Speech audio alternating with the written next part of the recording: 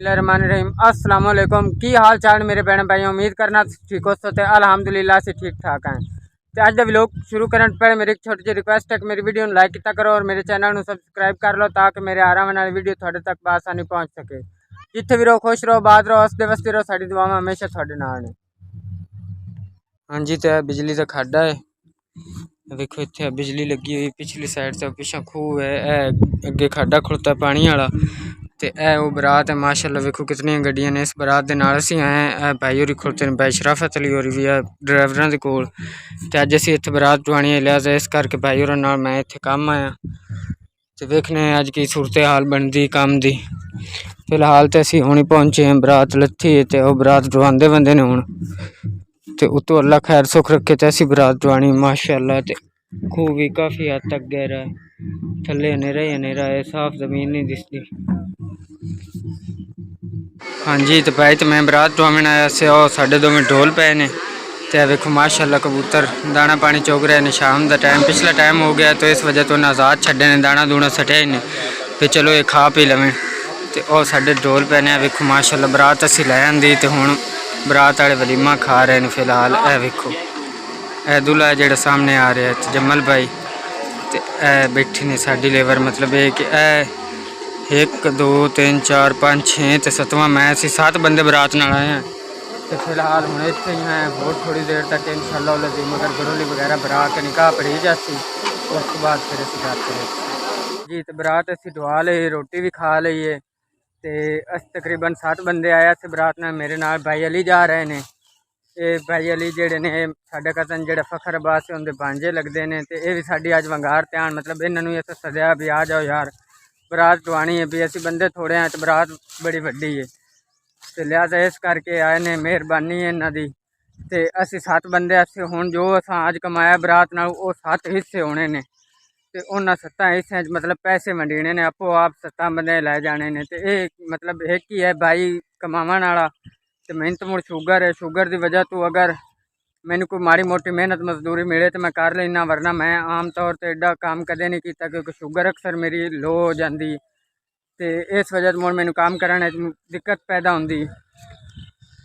तो अल्हम्दुलिल्लाह अल्लाह पाक दा लाख लाख शुक्र। कब्रस्तान तक जेड़े मतलब पिंड च असीं आए हैं, इत्थे बरात डवाई, हुण असीं रेस्ट करन वास्ते अली भाई तो मैं आए हैं इधे बाहर निकले हैं। तो अगू वेख्या तो कब्रस्तान है इस साइड ते।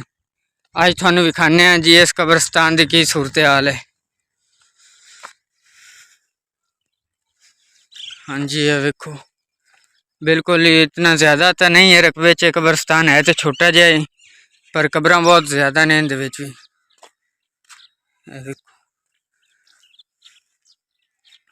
और सामने बोर्ड लगी हुई बड़ी पुरानी, बड़ा पुराना दरख्त है। तो बोर्ड दी जड़ां लटकदियां पे ने, इत्थों ही महसूस हो रही ने, विखिंदियां पे ने साफ भी आओ बोर्ड दी जड़ां लटकियां खड़ोतियां। तो यह वेखो है कब्रस्तान की इत्थे सफाई कोई भी नहीं करता मैनूं लगता, क्योंकि यह वेखो कब्रां दे उत्ते काफ़ी हद तक मतलब घाह बूट जमया खड़ोता उत्ते। वेखो कितनी गंदगी पैदा हुई पई इन्हां कब्रां ते। ये कब्रां ते जुलम रीति जुलम ही है, जदों इन्हां दी सफाई सुथराई नहीं करनी। वारिस तो पिछों आउंदे कोई नहीं कब्रां वाले, इस वजह तो कब्रां दे उत्ते बूटी ते मतलब घाह वगैरह उत्ते उग पौंदा है। अगर ज़्यादा देर कब्रां की सफाई ना की जाए तो भी ये नुकसान होंदा है, इन्हां दी जड़ जी फिर थल्ले वध जाती है। वेखो ना एक कब्र डिग्गी पई, तो अगर इनके वारिस होंदे तो इनू ठीक कर लेंदे, तो वारिस कोई नहीं। इस वजह तो यह वेखो है कबर बिल्कुल ही हेठ अंतराएंगे, बारिशा नाल ये डिग्गी लगती है। हाँ जी, तो यह वेखो है सूरत हाल है जी बोर्ड दी। बोर्ड दी जड़ां ने जिन्हां दी दवाइयां भी बनदियां ने मुख्तलिफ, जो बहुत मर्ज़ां दे इलाज है। इस बोर्ड दियां जड़ां आउंदियां ने जी, इन्हां जड़ां दी दवाई बनती। वेखो माशाल्लाह कितनियां थल्ले तक लटकी हुई ने। हाँ जी, तो अली भाई तो मैं फिलहाल असीं इंजॉय कर रहे हैं, मतलब रोटी पानी खादा है, रोटी पानी खा के तो हम बाहर निकले हैं भी चलो टुर फिर हमने नाले हाजमा हो जाती, रोटी खत्म हो जाती, नाले को वेख है ये पिंड का माहौल पे की सूरत हाल है पिंड की। लिहाजा हम असीं टुरे फिरे बने हैं। तो यह वेखो माशाल्लाह एक कबर उन्हें कितनी वड्डी बनाई हुई। कब्रां की बैक साइड तो मतलब जी तख्ती लावन वास्ते जगह बनाते हैं ना, ਇਹ दो तीन कब्रां ने इन्हां दी तख्तियां जी वाली जगह तो बिल्कुल ही वड्डी बनाई इन्हें। हाँ जी ये दो कब्रां ने इन्हां दी वेखो अगे वो कली कली कबर है। ए वेखो माशाअल्लाह केडी वड्डी उन्हें तख्ती बना के लाई हुई।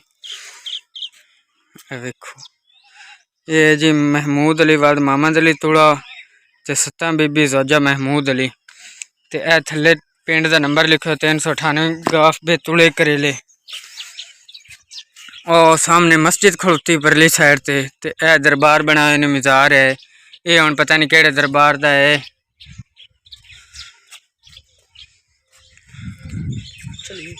हाँ आजा चलिए अली भाई।